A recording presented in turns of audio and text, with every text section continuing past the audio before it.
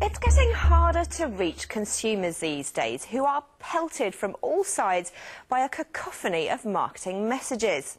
So in Japan, some companies are discovering that at least when it comes to advertising, the best things in life really are free.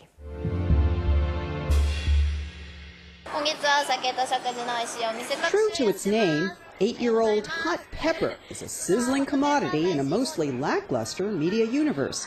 The free monthly is among a constellation of giveaway magazines that are rewriting the manual, not only for mass media, but for marketing and advertising as well. Crammed with discount coupons and catchy blurbs about restaurants and beauty salons, it boasts an astonishing national circulation of 5 million, more than that of most daily newspapers here. We did this by the seat of our pants. But our TV campaign was successful in creating a good buzz. We got people to start picking up the magazine.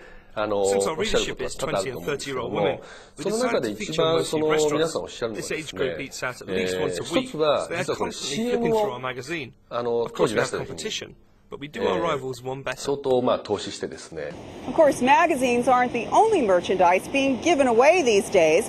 One of Tokyo's hottest new shops, in fact, is completely devoted to nothing but free products. It's an idea that's been dubbed Trysuming. In Tokyo's swank Omotesando district, legions of consumers are flocking to a quirky experiment called Sample Lab. This is located in Omotesando. It's the center of the fashion.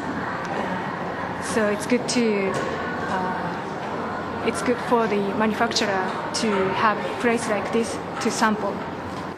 Every day in 2-hour shifts, customers line up.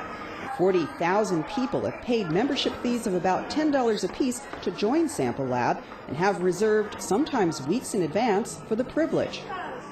Then they're off. As if on a scavenger hunt, customers rush to fill their baskets with freebies.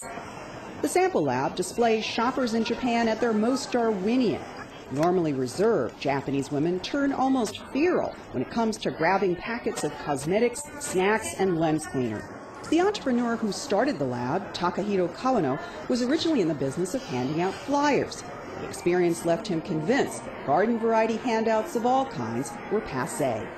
He realized consumers are fed up with having samples thrust in their face. Besides all the goodies, Trysumers enjoy being on the cutting edge. Companies are just as enthusiastic for the chance to get their message onto the grapevine. Our product selling point is technical superiority, so getting people to use it is important, and we thought this would be a useful way to promote it. Some experts say companies increasingly find themselves pressed to fork over more freebies. We're going to see more and more free stuff. With the market so oversaturated with goods, companies are compelled to come up with untapped niche products for these specific goods. Mass marketing just isn't the way to go, so relying on bloggers and consumer-generated media is much more effective. But others say the sample shopping technique is less valuable for creating buzz than for reaping consumer reaction. At Sample Lab, all customers are required to fill out detailed product surveys, which nearly all do with gusto. Whether that actually triggers a wider adoption process through the market is something that I would question. But I think as a source of feedback from people who are leading edge consumers, and who can give you a very valid opinion, from the type of person who's really going to change a market, I think it's quite useful from that perspective. Showering customers with freebies is a natural for Japan. Its frenetic product turnover, and experts say the concept could be a harbinger of what's in store for other developed countries.